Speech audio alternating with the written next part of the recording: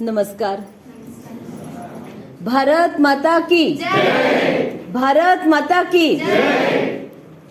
थोडंसं आश्चर्य वाटलं का की कार्यक्रमाच्या सुरुवातीला घोषणा, साधारणपणे आपण कार्यक्रमाच्या समाप्तीला घोषणा देतो, पण आपल्याला कुठलीच गोष्ट अशी समाप्तीकडे न्यायची नाहीये. तर प्रत्येक उजाडलेला दिवस हा आपल्याला नवीन काहीतरी कार्याच्या सुरुवातीसाठी म्हणून निवडायचे. मग सुरुवातीला गजर हा अपेक्षितच आहे, म्हणून मी अशी निवड केलेली आहे. आज जागतिक युवा दिन 12 जानेवारी स्वामीजी यांचा हा जन्मदिवस आहे आणि तुमच्या सगळ्यांच्या समोर हे युवक असावा असा, हे स्वामीजींचं जे स्वप्न आहे की त्यांच्या स्वप्नातला युवक कसा असावा, याच्यासाठी जर तुम्ही फलक नीटपणे पाहिलात तर त्याच्यावरच मी आज बोलणार आहे. आणि मला माहिती आहे की आत्ताची जी पिढी आहे, ही पिढी लेखन, वाचन किंबहुना श्रवणापासून सुद्धा थोडी दूर दूर चालली आहे. आता तुम्हाला अभिप्रेत आहे अवघं 30 सेकंद 1 मिनिटाचं रील, जे तुमच्यासाठी खूप म्हणजे तुम्हाला काय म्हणतात की ते रील पाहिलं की तुम्हाला तो सगळा विषय तेवढ्या 30 सेकंदात, 1 मिनिटात, 1.5 मिनिटात तुम्हाला आत्मसात करायची सवय लागली आहे. इतकं तुमचं सगळं फास्ट झालेलं आहे. पण असं फास्ट झालेलेच फक्त तरुण आहेत का हो? नाही. तरुण कोणाला म्हणायचं? आज आपला देश, आपले जे भारत देशाचे माननीय पंतप्रधान आहेत, त्यांचं वय पाहिलं आणि त्यांचं जर कार्य पाहिलं तर आपण सहज म्हणतो ना की आमच्या पंतप्रधानांचं कार्य हे तरुणांना लाजवेल असं कार्य आहे. म्हणजे हे जे तरुण आहेत, आपण ज्यांना शुभेच्छा देतोय, तर हे तरुण हे फक्त देहाचं वय अवघं 25चं म्हणजे तरुण म्हणायचं का हो? नाही. जो मनानी, जो कार्यानी, जो विचारांनी अखंड जागृत आहे, काहीतरी करत आहे, तो तरुण म्हणायला हवा ना. म्हणजे ह्या शुभेच्छा सगळ्यांना आम्हाला लागू आहेत. कारण आज जर गंमत पाहिली तर वयाचे असे विविध टप्पे आहेत. तुम्ही कदाचित 25च्या आतले टप्पे, माझा जर टप्पा बघितला तर अवघा 50चा टप्पा, आणि ताईंचा जर टप्पा बघितला तर आता 70च्या पुढे, म्हणजे 3 टप्पे आज आपण एकत्र आलो आहोत, पण सगळे तरुण आहोत. त्यामुळे शुभेच्छा या सगळ्यांना द्यायच्या आहेत. कारण हा देश हा फक्त कुणा एकाच्या हातावर नाही अवलंबून, सगळ्यांनी मिळून आबाल वृद्ध, जसं आपण आ सेतू हिमाचल म्हणतो, तसं सगळे जर जागृत असतील तर हा आपला देश सुरक्षित राहणार आहे. आणि स्वामीजींच्या स्वप्नातला जो युवक आहे, तर हे सहज मोजून बघा. तुमच्याकडे असेल तर. मला माहित नव्हतं की हे चित्र आज इथे येईल, म्हणून मी सोबत हे पुस्तक घेऊन आले होते. याच्यामध्ये शेवटच्या पानावर हे जे सगळे 25 मुद्दे आहेत, ऍक्च्युली हे स्वामीजींचं स्वप्न आहे की युवक कसा असावा. पण पुन्हा एकदा लक्षात घ्या, युवक हा शारीरिक वयाने युवक असं नक्कीच स्वामीजींना सुद्धा अपेक्षित नव्हतं. नाही. आणि आपण असंच धरून चालायचंय ना, कारण आज 150 वर्ष 2013ला झाली स्वामीजींची आपण जयंती साजरी केली. बघता बघता त्यालाही 10 वर्ष झाली. म्हणजे काळ किती भरभर पुढे निघून जातोय. आणि आपण ह्या 10 वर्षात सुद्धा काय प्रगती केली हा सुद्धा आढावा घ्यायला पाहिजे. घेऊन बघा ना, 30 सेकंद 1 मिनिटाच्या रीलमध्ये आढावा घ्यायला काय हरकत आहे? प्रयोग करायचे, सतत प्रयोगशील, चिंतनशील, विचारशील राहण्यासाठी या शुभेच्छा आहेत, हे लक्षात घ्या. आपण आता जर बघितलं तर या ज्या स्वप्नाचे जे स्वामीजींनी जे गुण दिलेत, क्वालिटीज दिल्यात, तर सहज मोजल्यावर लक्षात आलं 25 क्वालिटी आहेत. प्रत्येक जो थोर पुरुष असतो, जो आपण ज्याला श्रेष्ठ व्यक्ती म्हणतो, ज्याचा गौरव करतो, तर त्याच्या प्रत्येक कृतीमागे, प्रत्येक विचारांमागे, प्रत्येक शब्दांमागे खूप गूढ गर्भित अर्थ लपलेले असतात. सहज म्हणून असं नाहीये दिलेले हे विचार किंवा ह्या क्वालिटी. 25 अवघ्या 25चा आपण तरुण म्हणतो, पण हीच 25 गद्धे 25 पण आपल्याला घेऊन जाते, नाही का? म्हणजे विचार करण्यासारखी गोष्ट आहे. आणि मला आज किती वेळ बोलायला आहे? अर्धा तास, 25 मिनिटं, 5 कमी करूयात, कारण सगळं 25 वर आलोय ना. प्रयत्न करते. तर मी सुद्धा ह्या 25 गुणातल्या 15 गुणांची निवड केली आहे. का ते पण आधीच सांगते. कारण 15 गुणांची निवड झाल्यानंतर उरलेले जे 10 गुण येणार आहेत ना, ते 10 गुण त्याच्या जोडीने आपोआप ते डेव्हलप होणार आहेत. आणि 16वं गुण आपण म्हणतो ना, 16वं वरीस धोक्याचं, पण तर धोक्याचं वगैरे नाहीये. ज्ञानेश्वर माऊलींचा, मी गीता अभ्यासक आहे, दासबोध अभ्यासक आहे, माझी ओळख तुम्ही करून घेतली आहे. ज्ञानेश्वर माऊलींचं जर आपण बघितलं कार्य, तर 16व्या वर्षी ह्या तरुणाने ज्ञानेश्वरी या महान ग्रंथाची निर्मिती केली आहे. म्हणजे किती महत्वाचं वय असू शकतं ना. 16व्या वर्षी पुण्यामध्ये माधवराव पेशवे यांनी पेशवाईची वस्त्र स्वीकारली आहेत. पेशवाईच्या गादीचा त्यांनी मान मिळवलेला आहे. आणि अवघ्या 28 वयापर्यंत, 16 ते 28 एवढ्या 12 वर्षाच्या कारकिर्दीमध्ये त्यांनी ही पेशवाई सुद्धा ऊर्जित अवस्थेला आणली आहे. अजून 16चे किती संदर्भ द्यावेत. शिवाजी महाराज, छत्रपती शिवाजी महाराजांनी 16व्या वर्षीच तर स्वराज्य स्थापनेची प्रतिज्ञा केली आहे. असे अनेक असू शकतात, आहेत. फक्त किती संदर्भ घ्यावेत हा आपल्या वेळेत बसण्यासाठी आपण निवडायचा असतो भाग. म्हणजे म्हणून मी असा विचार केला की 15 गुणांवर थोडंफार बोलावं, उरलेले जे 10 गुण आहेत त्याचा विचार तुम्हाला करायला द्यावा. चालेल ना? अरे हो, नाही आलं काय आहे, थोडंसं फक्त आलं भराभरा आपण ठरवून आलेलं बोलून गेलं की मग हळूहळू ऐकता हा ठीक आहे, या कानाने ऐकलं त्या कानाने सोडून दिलं, अशी प्रक्रिया न व्हावी म्हणून थोडंसं मी मध्ये मध्ये बोलीन. आता आपण मुख्य विषयालाच हात घालूयात. एक एक गुण बघूयात. जे मी निवडले आहेत ते तुम्हाला तिथे समोर दिसणारच आहेत. फक्त आपल्याला ह्याच्यावर नाही ना घेता येणार, नाही ना, ते थोडंसं हारामध्ये लपलं जातंय ना. हार काढूयात का, नंतर घालूयात, जरा मुलांच्या नजरेसमोर राहील. हा घ्या, चालेल. म्हणजे तुमच्या नजरेसमोर राहील. आणि आपल्या ह्या सगळ्या दिवस आपण जे साजरे करतो, हे दिवस साजरे करण्याचं जे महत्व आहे तर त्याचं सुद्धा आपल्याला स्मरण होईल. का बरं स्मरण करायचं? दरवर्षी नेमेची येतो मग पावसाळा, दरवर्षीच 12 जानेवारी येतो, दरवर्षीच आम्ही स्वामीजींच्या प्रतिमेचं पूजन करतो, हार घालतो, नमस्ते म्हणतो आणि घरी निघून जातो. तर तसं नाहीये, आपल्याला स्मरण अपेक्षित आहे. घरी जसं लहानपणापासून आपल्याला आई कित्येक गोष्टींचं स्मरण करते. घरातून बाहेर पडताना, अरे डबा घेतलास ना, शाळेत जाताना रोज आई विचारते. खरं म्हणजे सगळं व्यवस्थित भरून टेबलावर तिने डबा, पाण्याची बाटली ठेवलेलं असतं तरी आईचा जीव असतो ना, विचारतेच ना. तसंच ही भारत माता सुद्धा, जर तिला आपण माता म्हणून गौरवतो तर तिचा सुद्धा जीव आपल्यासाठी असाच अडकलेला आहे याचं भान ठेवायचं. आणि ती सतत आपल्याला प्रश्न विचारतेय की बाळा, तू ह्या देशासाठी, ह्या देशाच्या उज्ज्वल भवितव्यासाठी काय करतो आहेस, याचं स्मरण आहे ना तुला? याच्यासाठी हे असे खरं महत्वाचे दिवस आपण साजरे करतो. त्याच्या मागचं कारण सुद्धा समजून घ्या. पहिला मुद्दा आहे, चेहऱ्यावर तेज आहे. आता हे तेज मेकअपनी येतं का हो? किंवा वेशभूषा उत्तम केली, किंवा माझ्यासारखं आता मी जशी पांढरी साडी नेसून आली आहे, पांढरी साडी नेसून आलं, पांढरा पोशाख केला म्हणजे तो तेजस्वी झाला वगैरे, असं काही असतं का? काळ्या कपड्यातले लोक काही तेजस्वी नसतात का? असं काहीच नाहीये. तर काय भुललासी वरली या रंगा, हे वरचा वेश, ही भूषा, हा मेकअप हा आपल्या चेहऱ्याला तेज देत नाही. आपल्या चेहऱ्याला तेज कशामुळे प्राप्त होतं? तर भगवंतांनी गीतेमध्ये सुद्धा जे वर्णन केलेलं आहे त्याप्रमाणे 10वा अध्याय जो आहे तो विभूती योगाचा आहे. आणि त्याच्यामध्ये भगवंतांनी सांगितलंय की वेगवेगळ्या ठिकाणी भगवंतांचं कसं अस्तित्व आहे. तर त्याच्यासाठी भगवंत म्हणतात की तेजस तेजस विनामहम, म्हणजे तेज आपण जर बघितलं तर पंचमहाभूत जी आहेत त्यातलं तेज हे एक तत्व आहे. आणि ते तेज म्हणजे साक्षात भगवंताची विभूती आहे. मग हे तेज कशा प्रकारचं आपल्या चेहऱ्यावर दिसेल, कधी दिसेल?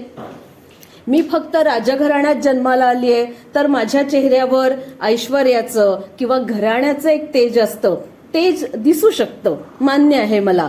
माझ्याकडे खूप भरपूर श्रीमंती आहे, पैसा अडका आहे, तर त्या एक वैभवाचं जे ऐहिक वैभव आहे त्याचं तेज माझ्या चेहऱ्यावर दिसेल. पण हे कुठपर्यंत टिकू शकेल? हे आयुष्यभर टिकण्याची शक्यता ही कमी आहे.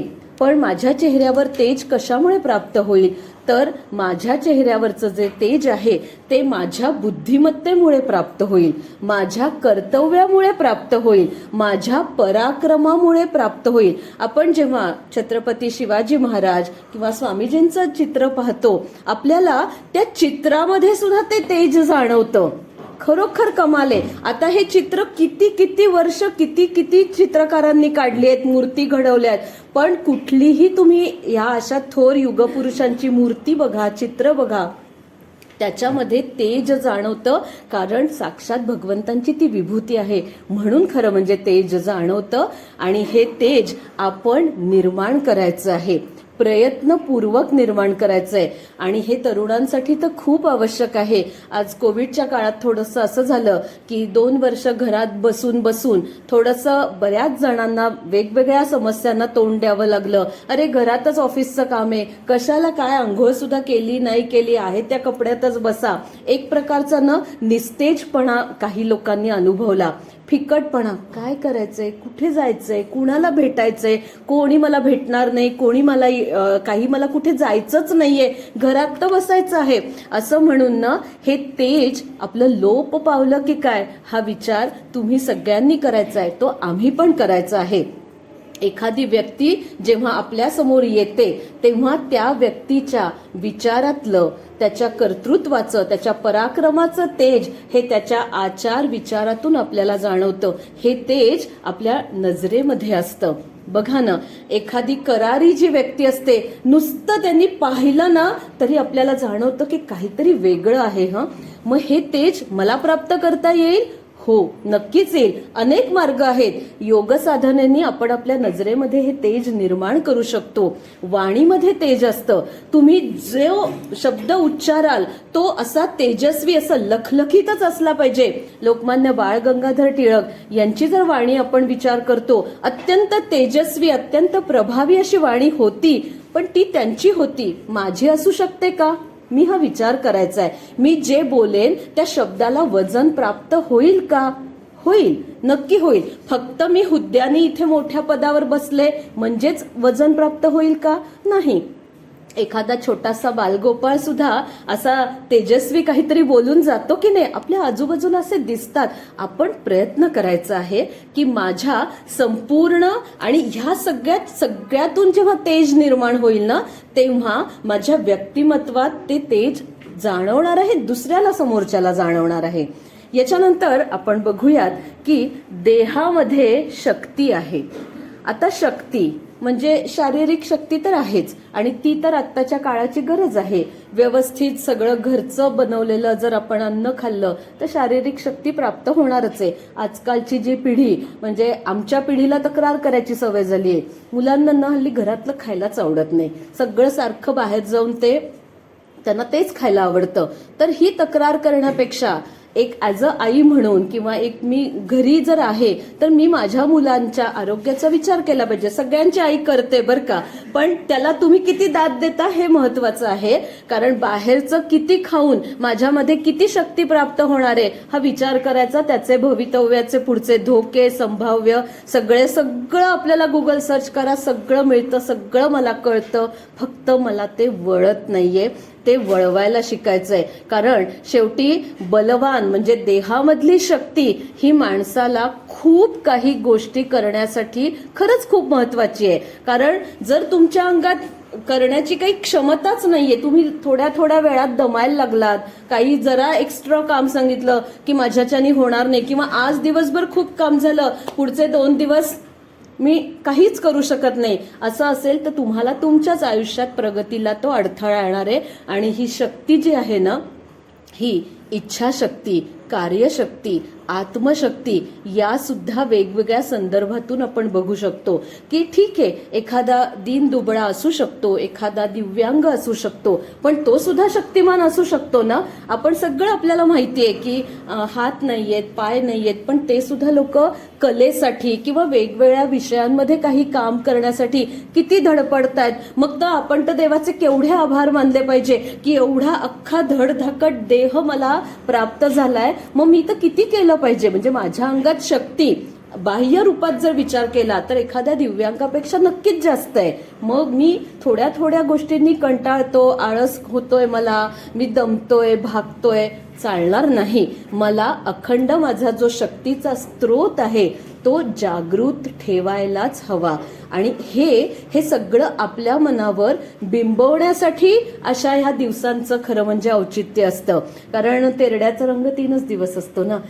आज मी सगळे विचार घेऊन घरी जातो, उद्याही कुठेतरी काहीतरी त्याचं सगळं येतं, माझ्या डोक्यात राहतं. परवा कोणीतरी व्हॉट्सअप ग्रुपवर फोटो वगैरे सेंड करतं, ग्रुपवर येतात, हो परवाचा कार्यक्रम झालं. 4थ्या दिवशी नंतर मी विसरतो. मला ते विसरून चालणार नाही.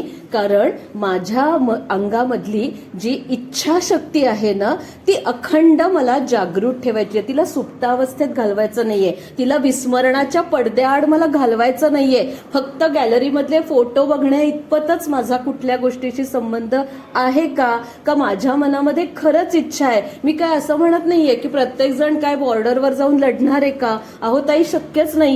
इथे आम्हाला आमची घरची लढाई, आमची आता जॉब काय मिळेल, आम्हाला आमचा प्रपंच तरी नेटाने करता येईल की नाही ह्याची आम्हाला भ्रांत आहे. आणि तुम्ही कुठल्या मोठ्या मोठ्या गोष्टी सांगताय.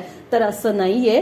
तर हे सुद्धा आपल्याला व्यवस्थितरित्या आणि एक माणूस म्हणून जर आपण विचार केला तर उत्तमरित्या करता आलं पाहिजे. ही इच्छाशक्ती पाहिजे.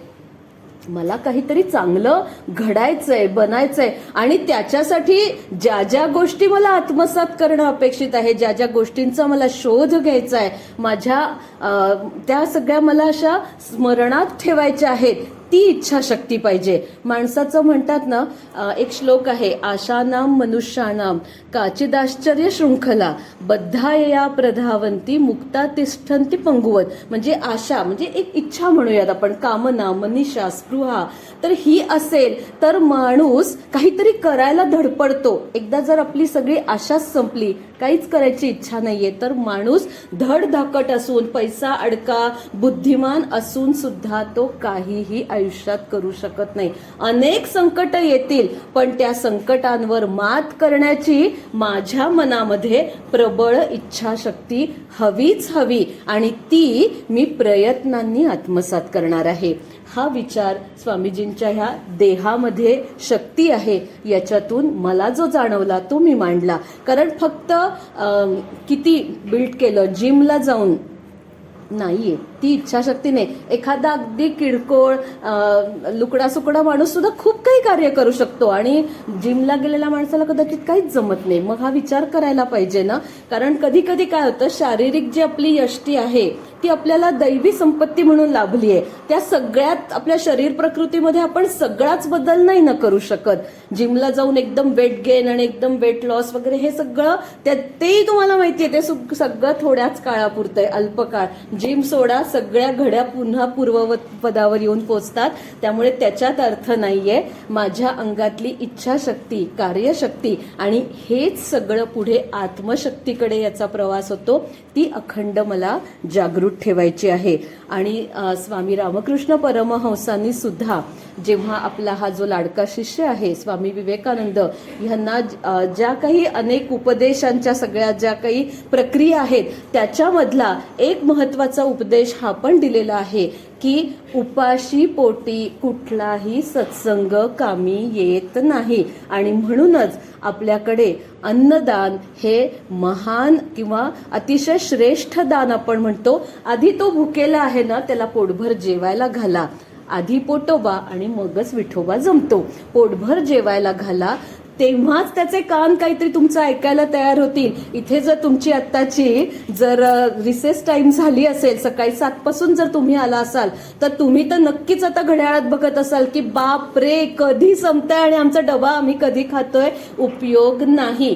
पण हे असं रोजही नाही म्हणून चालत, कारण असे काही दिवस आपण कधी कधीच साजरे करतो. एखाद दिवशी आपल्याला त्याच्यावर सुद्धा कंट्रोल हा करताच आला पाहिजे.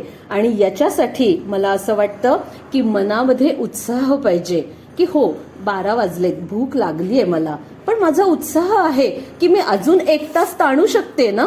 मी हे आजचं महत्वाचं आहे, एवढं मी ऐकेन, एवढा तर माझ्यावर कंट्रोल आलाच पाहिजे ना.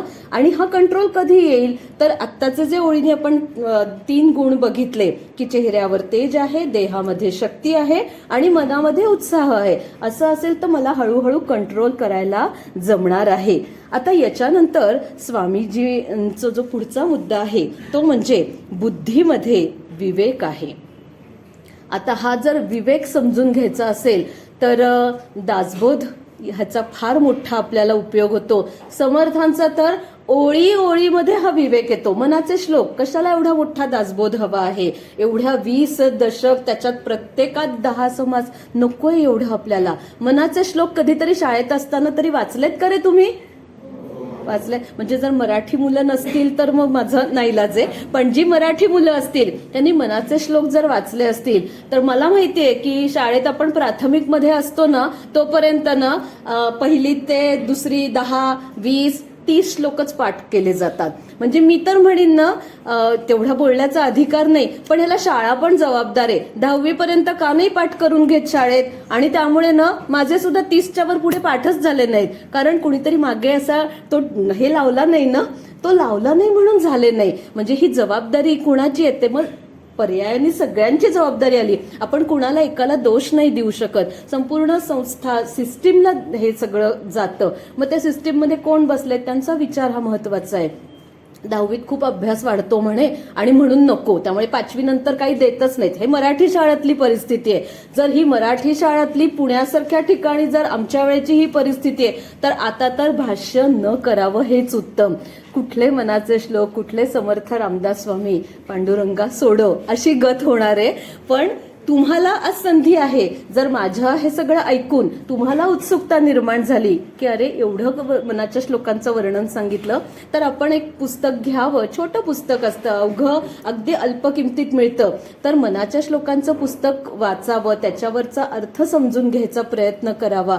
खूप तुमच्या विचारांमध्ये खूप म्हणजे खरंच खूप म्हणजे खूप शब्द अंडरलाईन करून ठेवा, तुमच्यात फरक पडेल. कारण समर्थांनी जे जे केलंय ना ते आधी केलं आणि मग सांगितलं, या उक्तीनुसार केलंय. त्यामुळे त्यांचे 205 मनाचे श्लोक हे आपल्याला आपल्या बुद्धीमध्ये विवेक जागृत करण्यासाठी नक्कीच उपयोगाचे ठरतात. आता तुम्ही म्हणाल विवेक म्हणजे काय, सारासार आपल्याला विचार करता आला पाहिजे. अगदी आत्ताच्या सुद्धा ह्याच्यामध्ये गुगल एकदा आपण ओपन केला, सर्च करायला बसलो की प्रत्येक गोष्टीला 2 बाजूचे पर्याय आपल्याला आपल्या मोबाईलवर उपलब्धच होतात. आपल्याला कळलं पाहिजे ना की मी त्याच्यात किती वेळ घालवायचा आहे. एक झालं की पुढचं, आणि तुम्ही एखादी गोष्ट लाईक केलेली असली ना की तुम्ही कधीही मोबाईल तुमचा ओपन करा, तुम्हाला तेच परत परत म्हणजे अक्षरशः बंबार्ड होत राहतं. माझा 2 तास किती वेळ जातो मला कळत नाही. आणि हे कळण्यासाठी आपल्या बुद्धीमधला विवेक जागृत हवा. मला कळलं पाहिजे ना की मी ते आहे माझ्या स्क्रीनवर उपलब्ध म्हणून मी किती वेळ बघणार आहे, काय करणार आहे, आणि ते बघून मी माझ्या आयुष्यात काय फरक करणार आहे का. एवढं सगळं आहे ना, पण मला माझं जीवन घडवायसाठी काय करायचंय नेमकं हे कळणं म्हणजे विवेक आहे. आणि स्वामीजींना विवेकानंद हे नाव त्यांचे जे परममित्र होते खेतडीचे महाराज अजित सिंह, तर त्यांनी हे नाव दिलेलं आहे. ही सुद्धा एक खूप छान गोष्ट आहे. आणि आता स्वामीजींच्या थोडंसं आयुष्यातला अनुभव सांगते. स्वामीजी परिव्राजक संन्यासी म्हणून होते. संपूर्ण त्यांनी स्वतः भारत भ्रमण केलंय, सगळीकडे आसेतू हिमाचल संपूर्ण पायी प्रवास केलेला आहे. आपल्या भारतवासियांची जी दुःख आहे, त्यांची जी त्यावेळची परिस्थिती आहे ती स्वामीजींनी स्वतः समजून घेतली. कुणाही अनोळखी व्यक्तीच्या घरी मुक्काम करून, मग तो गरीब असेल, श्रीमंत असेल, राजा महाराजा असेल, एखादा कोणीही असू शकेल, जात पात ह्याचा कुठलाही न विचार करता, आणि त्या सगळ्यातून त्यांनी जो त्यांचा सगळा विचार किंवा त्यांचा जो एक पुढचा जो आराखडा आहे, जो आपण एकदम विश्व बंधुत्व दिनावर पोचतो की एकदम एक भाषण वगैरे देऊन आले आणि जगामध्ये नावलौकिक नाही, त्याच्यासाठी खूप मोठा प्रवास त्यांचा सगळा झालाय. आणि हा प्रवास पायी प्रवास तर आहेच, पण खूप मोठा वैचारिक प्रवास झालाय. तर या विवेकासाठी त्यांचं एक उदाहरण सांगेन की स्वामीजी जेव्हा तिबेटमध्ये गेलेले होते तर त्या तिबेटमध्ये त्यांना असं दिसलं, जे एका घरामध्ये राहिलेले होते, तर तिथे बहुपतित्व म्हणजे काय की एकच स्त्री आणि तिला 5-6 तिचे पती, अशी त्यांनी सगळी तिथे प्रकार बघितला. अर्थातच त्यांना हे आवडलं नाही की हा काय प्रकार आहे, आपल्या हिंदू संस्कृतीमध्ये तर हे नाहीच आहे. खूप त्यांनी तिथे वाद केला, चर्चा केली आणि मग त्या चर्चेतून त्यांच्या लक्षात आलं की ती जी सगळी परंपरा आहे ती अनेक वर्षांपासूनची आहे आणि त्या परंपरेला मग आपण आत्ता सुद्धा जर विचार केला, मी हा मुद्दा म्हणते, तुम्ही म्हणाल अहो महाभारतातच होतंच की, मग त्यांनी केलं तर काय चुकलं? प्रश्न तो नाहीये, ते चूक का बरोबर नाही, ह्याच्यावर स्वामीजींनी कसं विचार मंथन केलं आणि त्यांनी शेवटी ते स्वीकारलं. कारण प्रत्येक गोष्टीला विरोध करून पुढे काय, त्याला पर्याय द्यायला पाहिजे ना. मी जर ह्याला म्हटलं की तू इथे बसू नकोस, तो म्हणेल सांगा ना मग मी कुठे बसू, पर्याय बी द्यायला पाहिजे. आणि तो जर पर्याय देता येत नसेल तर विवेकाने आपण एखादी गोष्ट स्वीकारणं हे सुद्धा खूप महत्वाचं आहे. तो त्यांच्या भागापुरता मर्यादित सगळा जो प्रकार आहे तो त्यांची काही कारणं असतील, अनेक वर्षांचे त्यांचे अनुभव असतील, त्याच्यातून तो निर्माण झालेला असेल तर भले ठीक म्हणून तो स्वीकारलाय स्वामीजींनी. हा एक विवेकाचा मुद्दा असू शकतो. अच्छा, याच्यानंतर पुढचा जो मुद्दा घेतलाय तो हृदयामध्ये करुणा आहे. करुणा आणि कीव ह्याच्यामध्ये फरक आहे. असंच मला असं रस्त्यावरून जाताना एखादा गरीब भिकारी दिसतो, एखादा दिव्यांग दिसतो, म्हणजे अगदी हात पाय सुद्धा नसतात, त्या अशा छोट्याशा गाडीवरून असा तो ढकलत स्वतःचं आयुष्य खऱ्या अर्थाने ढकलत असतो. मला त्याच्याबद्दल वाटते ना पहिल्यांदा ती कीव वाटते, अरे अरे बिचारा वाटते ना कीव. तर ती कीव अपेक्षित नाहीये. करुणा म्हणजे त्याच्या पुढे जाऊन की मला खूप अगदी सॉरी फील झालं, मान्य आहे मला की बापरे काय त्याची परिस्थिती आहे, त्याच्या पुढे जाऊन मी त्याच्यासाठी जर काही प्रयत्न करू शकणार असेल तर ती करुणेमध्ये रूपांतर होतं. आणि याच्यासाठी करुणेसाठी स्वामीजींच्या आयुष्यातले छोटे छोटे लहानपणीचे सुद्धा प्रसंग आहेत. ती गोष्टही तुम्हाला माहिती असेल. तुम्ही स्वामीजींचं चरित्र कुणी वाचलेलं आहे निदान बालवयात, बालगोष्टी म्हणून तरी जस्ट मला एकदा हो नाही सांगा. वाचलेलं आहे त्यांच्या आयुष्यातल्या छोट्या छोट्या जीवन चरित्रातल्या कथा.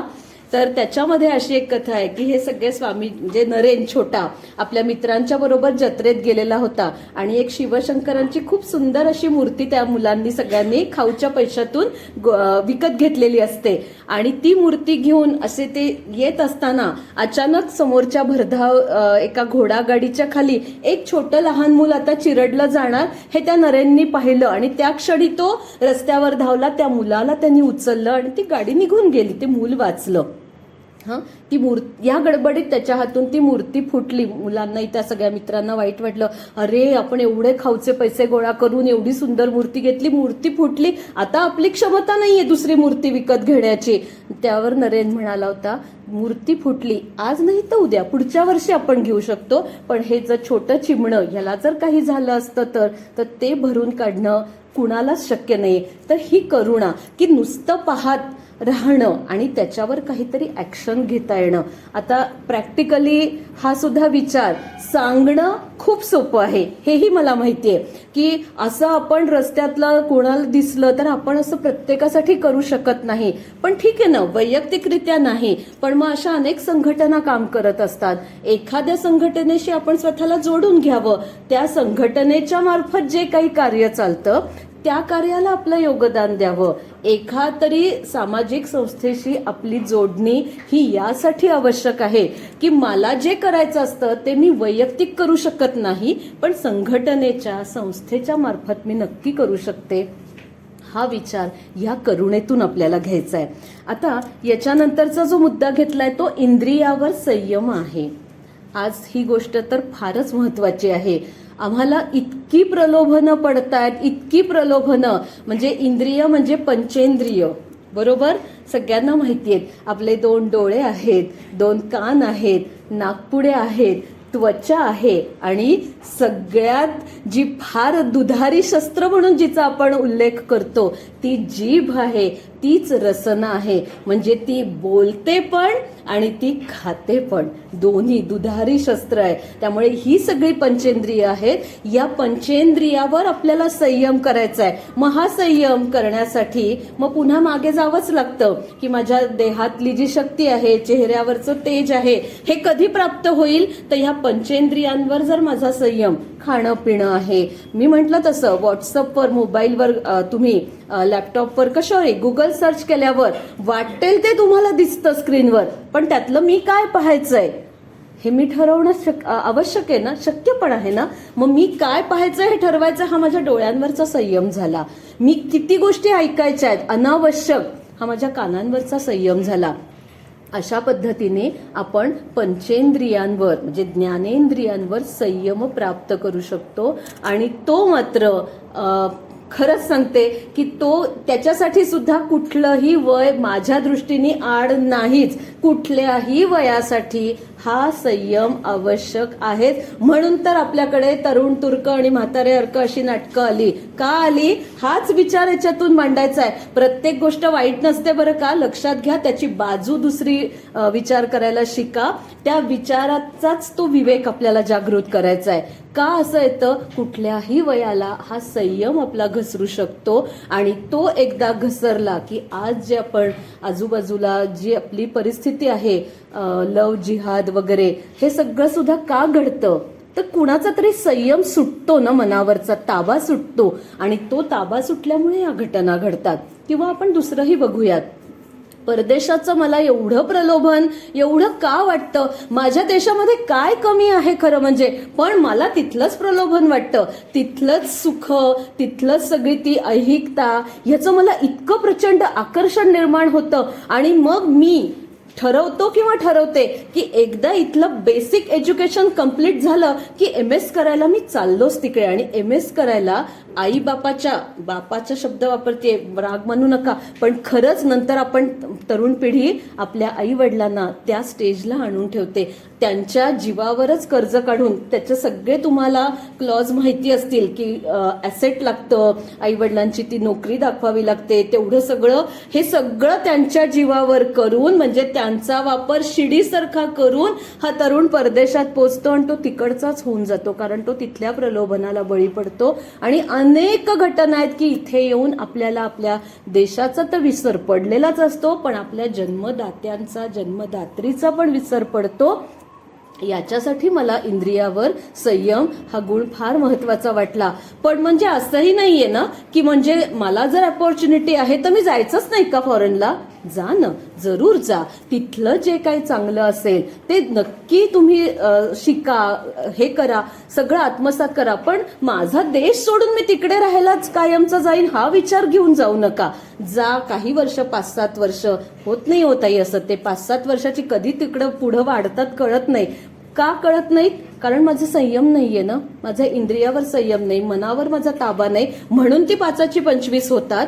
हे लक्षात घ्यायचंय. मी परत येणार आहे आणि तिथं मी जे काही शिकून आलो किंवा तिथं मी जो बॅग भरून पैसा गोळा केलाय त्याचा मी आता तरी इथं येऊन उपयोग करीन. माझ्या देशासाठी, माझ्या इथल्या जनतेसाठी मी कुठल्या ना कुठल्या तरी. आणि एक लक्षात ठेवा, इच्छा असली ना की मार्ग सापडतो. मी एकटा किंवा मी एकटी काहीच नसते करू शकणार, पण आपोआप ना तुम्ही जशी इच्छा कराल ना तसा भगवंत सुद्धा तुम्हाला ना तशी तुमच्या भोवती परिस्थिती निर्माण करून देतो.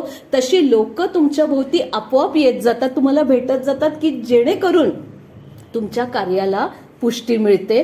हा विचार मनामध्ये ठेवायचा आहे. पुढचा मुद्दा परत तोच ना की मन ज्याचे स्थिर आहे, म्हणजे हा सुद्धा त्यालाच लागून येतो की इंद्रियावर संयम हवं, मन माझं स्थिर पाहिजे. अनेक घटना माझ्या आजूबाजूला अशा घडणार आहेत की बऱ्याचशा निगेटिव्हच असणार आहेत.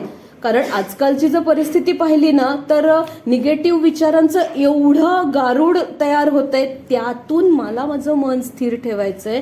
माझं आत्ताचं तुमच्यासाठी काय आहे तर तुमचा आत्ता तुम्हाला जो अपेक्षित अभ्यासक्रम आहे तो यशस्वीरित्या पूर्ण करायचा आहे. त्यातलं जे व्यावहारिक यश आहे ते संपादन करून तुमच्या नोकरीपर्यंत तुम्हाला मार्ग तुमचा निवडायचा आहे. याच्यासाठी तुमचं मन स्थिर पाहिजे ना. तुम्ही जर चंचल झालात, आज आपण बघतो की अनेक तरुण म्हणजे वयानी तरुण मानसिक आजाराला बळी पडतात. का बळी पडतात? तर ज्यांचं मन स्थिर नाही ते ह्या आजाराचे पटकन शिकार होतात. मन स्थिर आणि कुठल्याही म्हणजे लहान लहान मुलांपासून या समस्या आजकाल निर्माण झाल्यात. एकटं मूल असतं, भावंडच नसतं, आई वडील दोघंही नोकरी करत असतात. बरीच मुलं तर एकटी आता फ्लॅटमध्ये राहतात. मला तर खरंच त्यांचं अवघड वाटतं की कसं काय यांची पुढची वाढ आणि कशी जडणघडण. कारण दुर्दैवाने आपण किंवा आम्ही त्या वातावरणात राहिलोच नाही ना, किंवा आमची मुलं त्या वातावरणात मोठी नाही झाली. खरंच भीती वाटते. आणि यांच्यासाठी म्हणून तर आजकाल जागोजागी काउन्सिलर पण इतके निर्माण झालेत, कारण मन स्थिर नाही.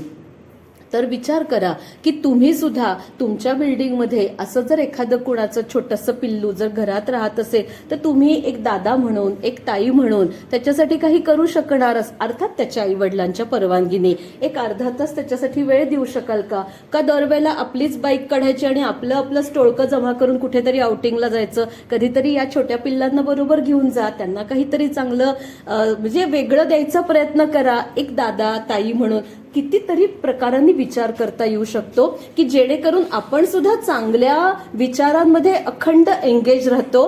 त्या मुलांना सुद्धा आपण काहीतरी दिलं आणि त्या मुलांना ना जे तुम्ही द्याल ना ते कायम स्मरणात राहतं बरं का. ती मुलं सुद्धा ना जे तुम्ही आता त्यांना द्याल ना त्याची उतराई पुढच्या वेळेला पुढच्या कुणासाठी तरी करून करतात. आणि अशी ही शृंखला असते, हेही लक्षात ठेवा.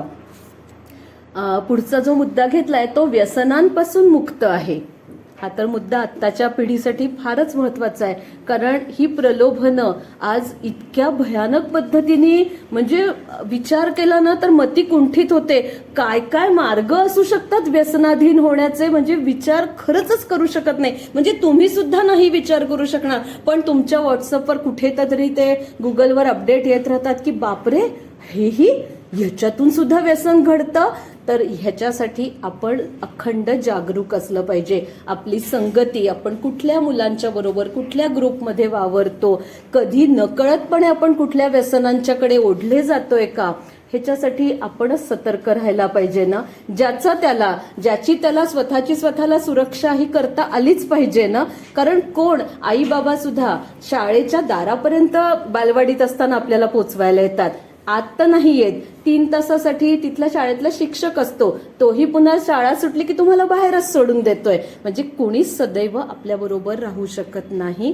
आपणच आपल्याबरोबर अखंड असतो, हे लक्षात ठेवायचं आहे. त्यामुळे व्यसनांपासून जर आपल्याला मुक्त व्हायचं असेल आणि कुठलाही म्हणजे आजकाल तर मला तर म्हणजे माहित नाही तर मुलीच जास्त त्याच्या मागे लागल्या आहेत की काय, असंही म्हटलं तर तो खेदाचा भाग आहे. पण परिस्थिती अशी झाली आहे. का घडलं असेल विचार करायला पाहिजे. आणि आपल्या आपल्या ग्रुपमध्ये सुद्धा जर असं कोणी आपल्याला जाणवलं तर त्याच्यापासून परावृत्त करण्यासाठी एक पिअर ग्रुप प्रेशर जे असतं ना, तर त्या माध्यमाचा आपण उपयोग करून आपला 6 जणांचा 10 जणांचा ग्रुप आहे तर तो कसा छान अखंड उत्साहाचा खळखळता झरा सगळ्यांनी पाहून म्हटलं पाहिजे की अरे हा ग्रुप ना हा सदैव ऍक्टिव्ह असतो. कुठलंही काम सांगा हे एका सेकंदात हो म्हणतात आणि छानच पद्धतीने करून दाखवतात. असं काहीतरी आपली ओळख निर्माण व्हायला पाहिजे. हा विचार नक्की करा. ह्यालाच जोडून पुढचा मुद्दा येतो, जीवनामध्ये शिस्त आहे. अर्थातच आईनी विशेषतः अगदी बालवयापासून शिस्त लावायचा अगदी आटोकाट प्रयत्न केलेला असतो. पण ती शिस्त आम्ही सोयीस्कररित्या विसरतो आणि आपली कामं, आपली जबाबदारी आपण आपल्या घरापासूनच सुरुवात करतो की ढकलून द्यायचं दुसऱ्यावर. आई प्लीज तूच कर, दादा तूच कर, ताई तूच कर, उलटपणा दोन्ही पद्धतीने सगळं म्हणजे सगळंच असं झालंय की ढकलून द्यायची आपल्यामध्ये जर सवय निर्माण होत असेल. आणि मग तीच पुढे जाऊन काय होतं, जेव्हा तुम्ही आता कॉलेज लाईफ वगैरे तुम्ही छान एन्जॉय करता तिथे तर ते शिस्त वगैरे ना ते ग्रुपमध्ये माहिती असतं. एखाद्याचं जर्नल कायम कम्प्लीट असतं आणि त्याचं जर्नल सगळ्या ग्रुपमध्ये नाही सगळ्या क्लासरूममध्ये फिरत असतं. कारण तो बिचारा फार शिस्तीचा आहे. आणि मग तो ना त्या ग्रुपचा आजोबा वगैरे पण होतो. कारण हो आजोबांना विचारा, आजोबांचं जर्नल कम्प्लीट असतं. अरे अशी चेष्टा करण्यापेक्षा त्याचं जर्नल वेळेत कम्प्लीट असतं, माझं का नाही? कारण माझ्या अंगात शिस्त नाहीये. त्याला फक्त आजोबा किंवा त्या काकूबाई आहेत असं म्हणून हिणवून आपण आपलं काय साध्य करतो हा विचार करा. ठीक आहे चेष्टा मस्करी अर्ध्या मिनिटाची 1 मिनिटाची, पण असं चिडवून तो पण बिचारा त्याच्या शिस्तीपासून परावृत्त होऊ शकतो. कारण हे मला सारखे चिडवतात, मला आजोबा म्हणतात, मला काकूबाई म्हणतात. असं करू नका. हे एकमेकांना सावरून घेण्याचे भाग आहेत. आणि हे तरुणाईमध्ये, तरुणाई म्हणजे वास्तवातली तरुणाई आम्ही नाही त्याच्यात. आणि आमचं सुद्धा काही विचारू नका बरं का. आमच्या वयाला सुद्धा हे सगळे प्रकार घडतात. तुम्हाला काही आश्चर्य वाटायला नकोय, कारण अजून तुम्ही त्या स्टेजला यायचंय ना, म्हणून सांगते. हा प्रकार सगळीकडे असतो. तर एकमेकांच्या पायात साप सोडण्याच्या ऐवजी, एकमेकांना परावृत्त करण्याऐवजी एकमेकांना चांगल्या कामासाठी, चांगल्या विचारधारेमध्ये पोहोण्यासाठी कायम प्रवृत्त केलं पाहिजे. मला तर वाटतं एक माणूस म्हणून जर घडण्याचा विचार केला तर मी हेही करू शकतो, तरी मी उत्तम माणूस बनेन.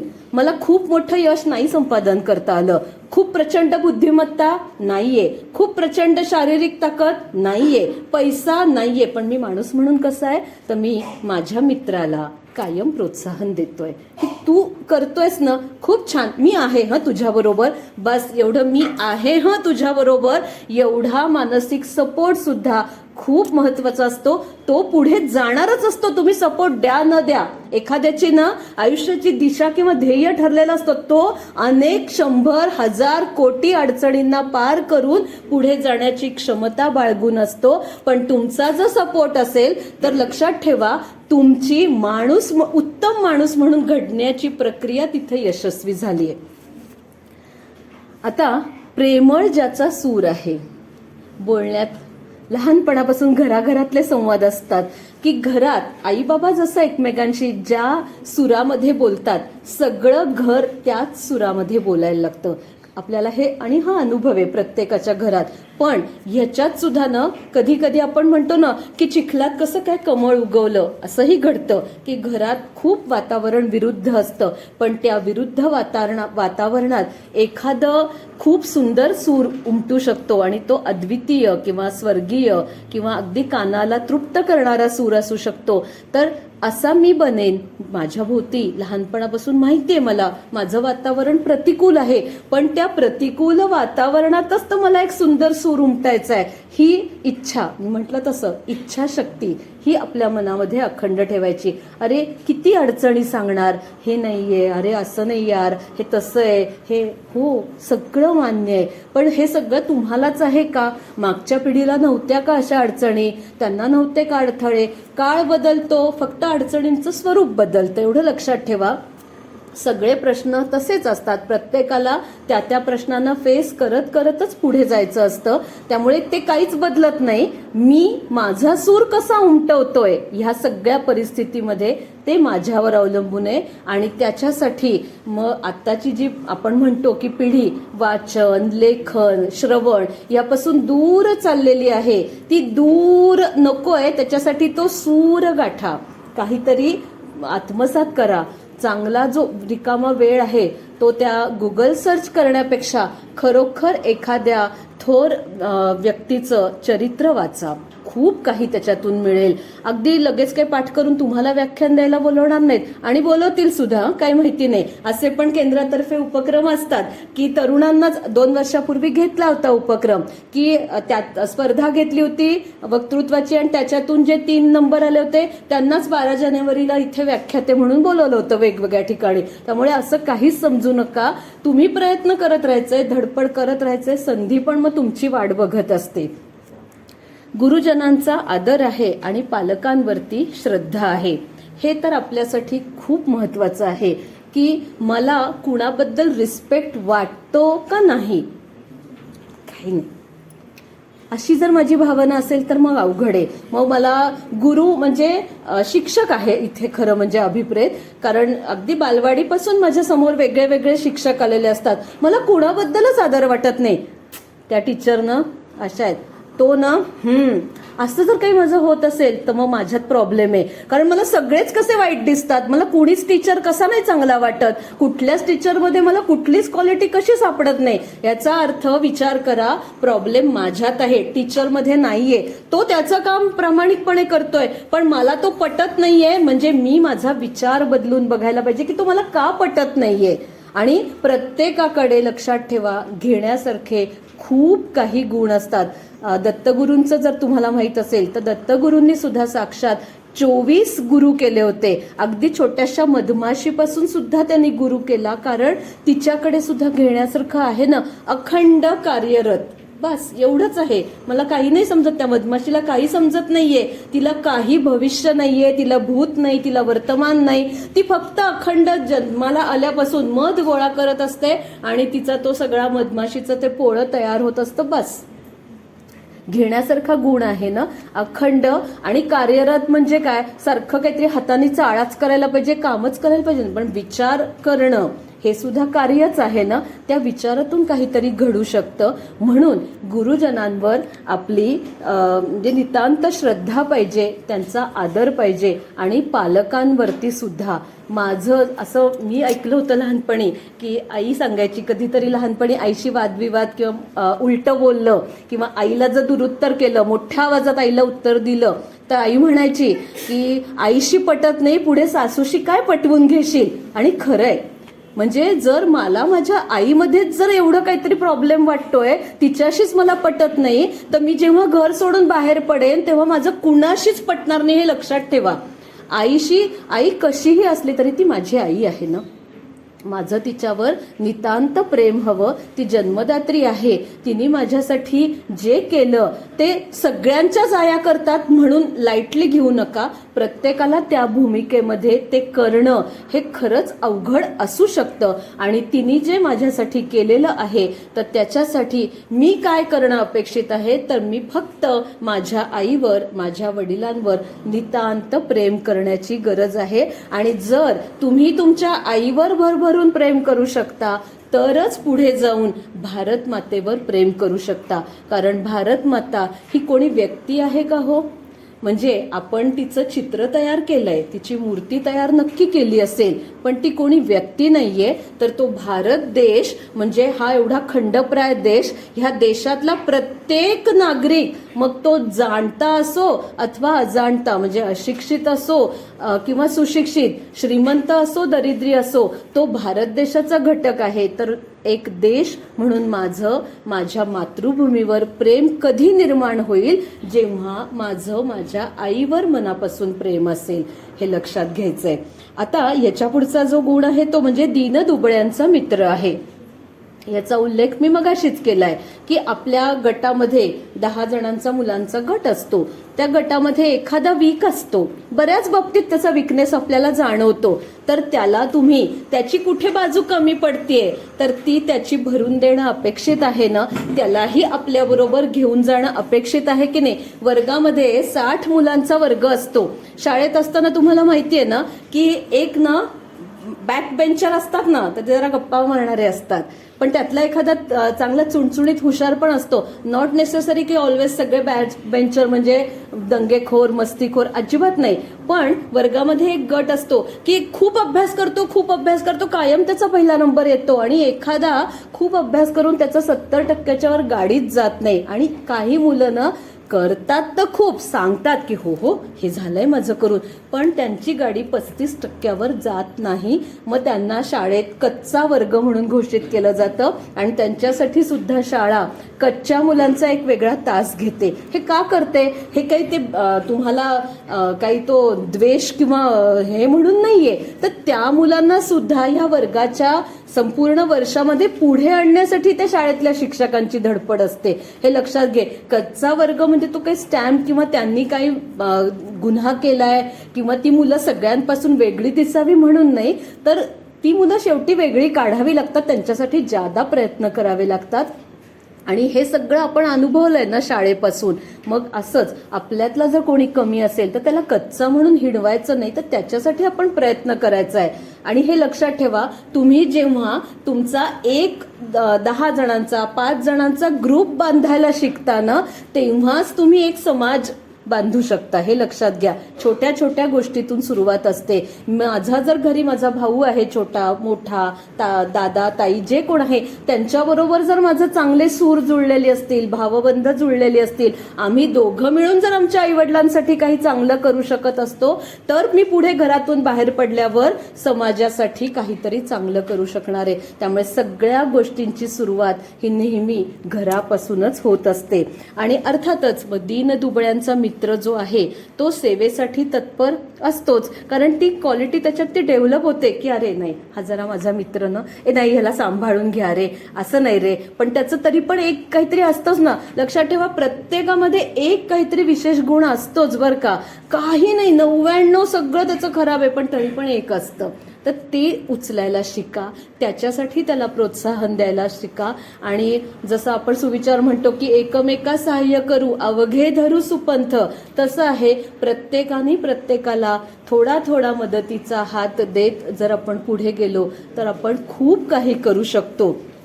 आणि अर्थातच या सगळ्यातून शेवटी देवावर भक्ती, परमात्मा, ईश्वर हा आपल्या हिंदू धर्माचं एक मूळ आहे, बलस्थान आहे. आणि आपण त्याला मानलंच अंडरलाईन पाहिजे, कारण त्याच्याशिवाय आपण कुणीही नाही. त्यामुळे स्वामीजींचं सुद्धा जर पहिला आयुष्यातला काळ बघितला तर मूर्तीपूजेवर त्यांचा विश्वास नव्हता, पण तरी सुद्धा ईश्वर भेटावा ही त्यांना प्रचंड आंतरिक तळमळ होती. आणि त्या तळमळीतूनच त्यांना गुरूंची भेट झालेली आहे. आणि स्वामी रामकृष्ण परमहंसांनी त्यांना कालीमातेचं म्हणजे जगदंबेचं दर्शन त्यांना करवून दिलेलं आहे. आणि त्याच्यानंतर स्वामीजींचा विश्वास दृढ झालेला आहे. त्यामुळे विश्वास ही अशी गोष्ट आहे की ती नेहमी आपण दृढ ठेवायची असते, तो जोखायचा असतो, वारंवार त्याला प्रश्न विचारायचे असतात. बरं वाईट विवेक, इथे पुन्हा विवेकाची मदत घ्यायची असते. काय बरोबर काय चूक ह्याचा उलट सुलट सारासार विचार करायचा असतो. पण तो सगळा विचार करून झाल्यानंतर आपल्या मनातला जो विश्वास असतो तो दृढच करायचा असतो.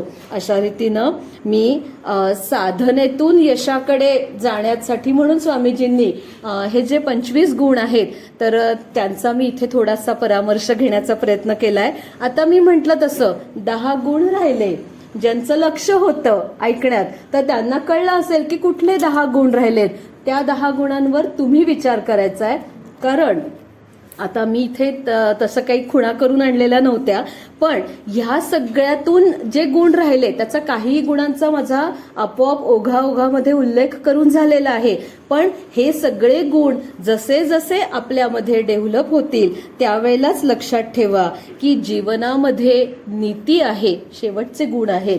आणि चारित्र्य ज्याचं शुद्ध आहे, चारित्र्य शुद्ध होणं साधं गढूळ पाणी असतं तर जरी फिल्टर ॲक्वागार्ड हे ते बसवलं तरी त्याच्यात ते पाणी जाऊन ते बाहेर यायला सुद्धा थोडा वेळ द्यावा लागतो. इतकं काही पटकन घडत नाही. आणि किती गोष्टी लागतात त्याला बघा ना, पूरक म्हणून इलेक्ट्रिसिटी लागते, आतला जर रॉड खराब झाला असेल तो बदलायला लागतो. म्हणजे ती पण गोष्ट इतकी पटकन नाहीये की पाणी शुद्ध होणं. आणि पूर्वीच्या पद्धतीप्रमाणे तुरटीचा खडा तो फिरवा, मग ते पाणी जरा स्थिर ठेवा, मग ते मऊ फडक्यातून गाळून घ्या, म्हणजे किती गोष्टी एक पाणी शुद्ध करायला लागतात. तर मग विचार करा, चारित्र्य शुद्ध करणं हे इतकं सोपं असू शकतं का? तर नाही. ह्या सगळ्या गुणांचा तुम्ही जसा जसा आपल्यामध्ये अवलंब करत जाल तेव्हा आपोआप तुमचं जे जीवन आहे तर त्या जीवनामध्ये ज्याला नीती म्हणतो, नीतिमत्ता म्हणतो, ती दुसऱ्यांना जाणवणार आहे. लक्षात घ्यायचंय, ज्ञानेश्वर माऊली काय किंवा आपण हे जे सगळ्या संतांचं बघितलं तर त्यांनी स्वतःचं नाव व्हावं म्हणून कुठलीच गोष्ट केलेली नाहीये. चौकामध्ये आमच्या नावाचे बॅनर लागावेत किंवा आमची तुम्ही जयंती पुण्यतिथी साजरी करावी म्हणून ह्यांनी कुठलंच कार्य केलं नाहीये. त्यांच्या कार्याचा जो उत्तम भाग आहे तो समाजाला कळला आणि म्हणून त्यांनी त्यांची जयंती पुण्यतिथी, त्यांच्या नावाचे फलक, त्यांच्या नावाचा उदो हा केलेला आहे. त्यांना आपण सगळ्या स्वामींचा जर आपण जय जयकार बघितलं तर स्वामी महाराज म्हणतो. त्यांना आपल्या समाजाने आपल्या हृदयाचे अधिष्ठित सम्राट किंवा स्वामी किंवा महाराज म्हणून आपण त्यांना स्वीकारलंय. माऊली सांगायला आले नव्हते की मला माऊली म्हणा किंवा मला ज्ञानेश्वर महाराज की जय अशी घोषणा द्या. माऊली सांगायला आले नव्हते, आपण उत्स्फूर्तपणे दिलंय, कारण त्यांचा जे जीवनाचा जो संपूर्ण आढावा आहे तो समाजाने अनुभवलाय. तर एवढं उच्च मला होता येईल का, तर असा प्रश्न केला तर हो. कधीही लक्षात ठेवायचं, सकारात्मक विचार ठेवायचा आहे. हो, का नाही? घरोघरी ज्ञानेश्वर जन्मती, नुसतं एक पुस्तक लिहिलं, घरोघरी शिवाजी महाराज हवेत, पण जिजाऊ व्हायची माझी तयारी आहे का? तर शिवाजी महाराज घडणार आहे, आणि माझी ती तयारीच नाहीये, मग मी कशी अपेक्षा करणार आहे? आणि एक लक्षात ठेवायचंय, कोणालाही रातोरात कुठलीही गोष्ट घडत नसते, आणि ज्या अशा अल्पकाळात अचानक घडून येतात ना, तर त्या सगळ्या आपण त्यांना म्हणतो ना की कुत्र्याच्या छत्र्या पावसाळ्यात उगवतात, त्या अशा अशा उगवतात, अशा अशा निघून जातात. पण जेव्हा वडाचं झाड, पिंपळाचं झाड ही अखंड किती किती वर्ष ही झाडं जगतात, काहीही त्याला होत नाही. आपल्याला तसं बनायचंय. आपल्या म्हणजे मी तर सांगेन की एवढं सगळं ऐकल्यानंतर फायनल काय? मी काय आज इथून घेऊन जायचंय? तर मी माझ्यापुरतं तरी एक उत्तम, आरोग्यपूर्ण, चारित्र्यवान, किंवा माझ्याकडे बघून माझ्या आईवडिलांना निराश नाही वाटलं पाहिजे, किंवा काय कार्ट जन्माला आलंय वगैरे असा फील यायला नको. काही नाही हो, किती प्रयत्न केले, पण BA BCOMच्या वर काही गधडा शिकलाच नाही, काही नाही. इतकं लग्नासाठी एवढा हौसेने सगळा खर्च करून दिला, पण तिला साधा तिचा संसार सुद्धा सांभाळता आला नाही. हे पण आता आईवडिलांच्या निराशेचं खूप कारण झालेलं आहे. जी घटस्फोटाचे जे सगळे प्रकार बघितले, केवढा खर्च, केवढ्या उत्साहाने आईवडील सगळं आपल्या मुलांचं कार्य करून देतात, आणि अवघ्या 2 महिन्याच्या वर लग्न पण टिकत नाही का? ह्या सगळ्याची मुळं खूप खोलवर आहेत.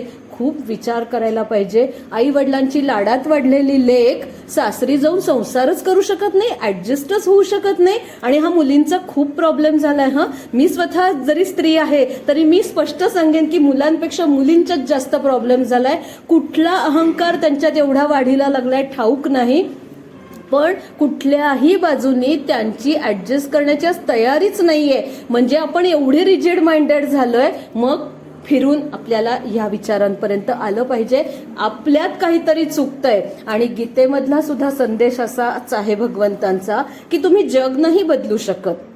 आज इथे किती जणांनी येऊन ऐकायला बसायचं हे मी नव्हते ना ठरवू शकत, तुम्ही आलात, आनंद आहे.